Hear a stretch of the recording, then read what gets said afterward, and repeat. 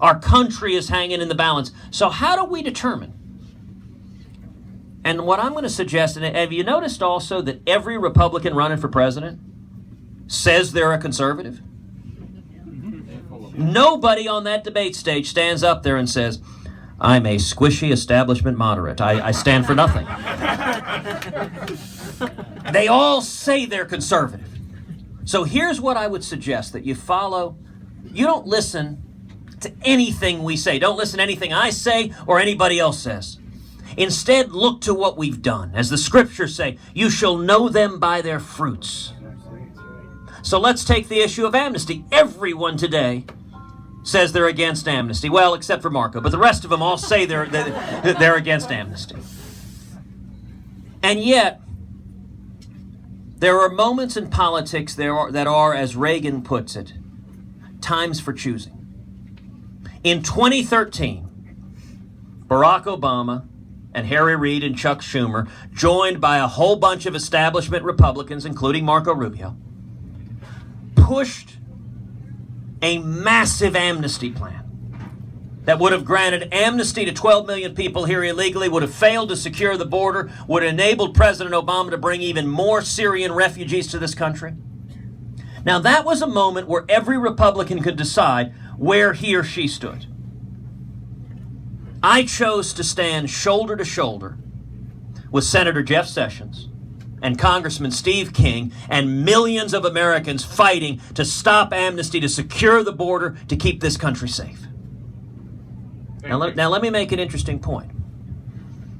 There are candidates in this race who are talking a lot about immigration now. Donald Trump, my friend, he's been talking. And I say that actually on my friend. Listen, the last couple of days he's been getting rattled. He's been throwing insults my way. I don't intend to respond in kind. I'm not going to engage in personal insults. I like him, I respect him, and I'm not going to go down in the mud. But I do think policy differences are fair game. That's what politics is supposed to be about. Now, Donald, on the campaign trail, talks about immigration a lot, talks about a wall. I'll tell you, when I'm president, I'm going to get Donald to build that wall.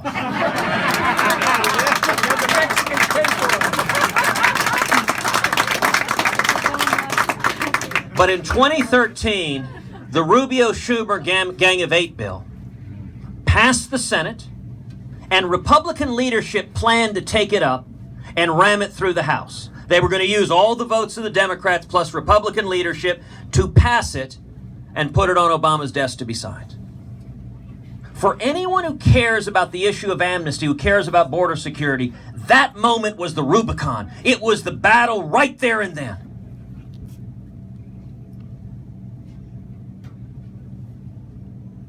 Mr. Trump was nowhere to be found. Did not engage in the battle. Said nothing. At the time, he was supporting Marco Rubio's Dreamers Act.